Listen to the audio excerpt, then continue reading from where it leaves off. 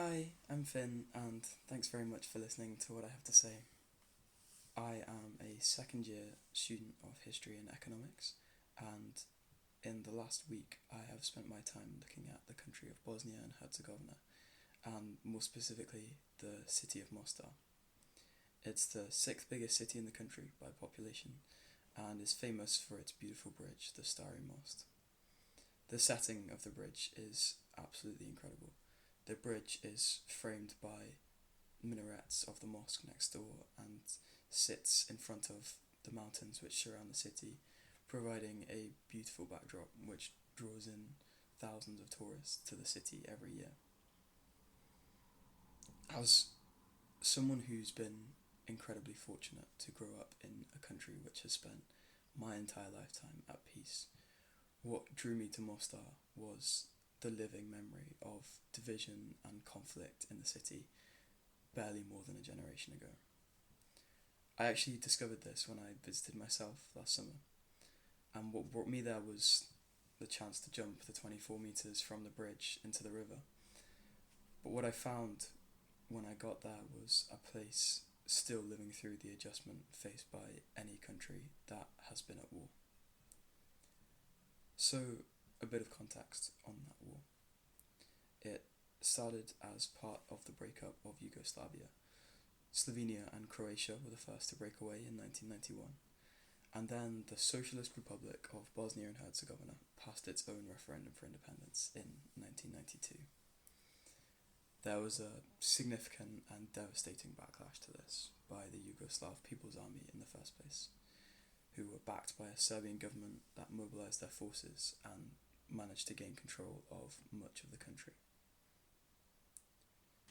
Mostar itself was actually besieged by these forces, known as the JNA, in the summer of 1992.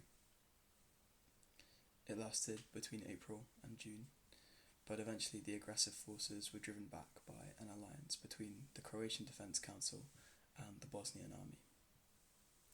Unfortunately, this would not be the end of the troubles for Mostar. The conflict continued, and the landscape changed, and the Croats and the Bosniaks, who had once been allied, began to fight one another. To understand the situation, it's important to remember that there are three main ethnic national groups living in Bosnia and Herzegovina. First are Bosniaks, who are a majority Muslim group native to Bosnia and Herzegovina, Bosnian Croats, and Bosnian Serbs.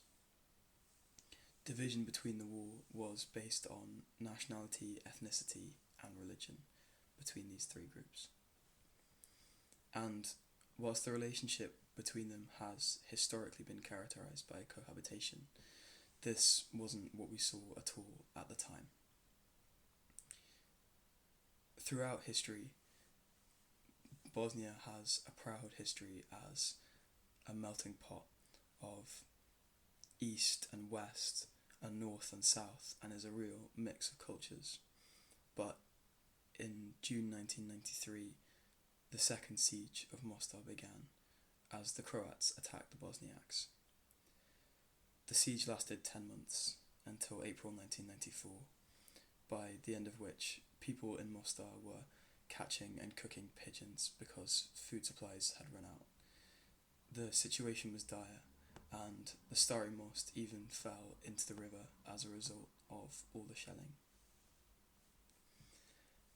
And this is something that is very much clear in the city today, and this is both in terms of the physical environment and in lived memory. What you can see today in Mostar are buildings that still have bullet holes in them. There are buildings that are still rubble. And the bridge itself is markedly different to what it had been. The original was built under Suleiman the Magnificent in 1566 as a major Ottoman project, and when it was destroyed during the war, the people of Mostar voted to have it repaired in the original style. Divers fished bricks from the river from the original bridge and put back together what they could, and the rest used stone from the quarry which had supplied the original 500 years ago. But when the bridge finished reconstruction in 2004, it was still very much clean and fresh and representative of the conflict which had just concluded. And what I was interested in looking at was how the bridge and how those buildings represented the memory of conflict in physical space, and how the community of Mostar would react to that and how it was being shaped by that. The reconciliation following the war is very much still in progress, especially politically. In the decade immediately after the war, Mostar was pretty typical of a city in Bosnia and Herzegovina, in that it was still very much divided at the level of government. It had 2 local governments, it had 2 universities, 2 police forces, 2 electricity and water providers, and even 2 municipal bus services. And it was still struggling to settle on a solution for the future. In 2008, one of the 2 major parties, the HDV, sued the government on the grounds that the electoral system was unfair, in that some communities were overrepresented. And in 2010, the National Constitutional Court ruled that indeed Mostar's electoral system was discriminatory and unconstitutional, and the state parliament was ordered to change it. However, the 2 parties in power, the HDV and the SDA, were unable to come to an agreement, and Mostar remained without democratic elections for 12 years, only bringing them back in 2020. Even in 2020, that system was still very much flawed. The solution that the 2 parties reached was a one-man, one-vote system, which restored democracy and restored local elections, but sacrificed the risk that the city would remain divided along those ethno-national lines, with a demographic shift after the war that had resulted in a fairly substantial Croat majority.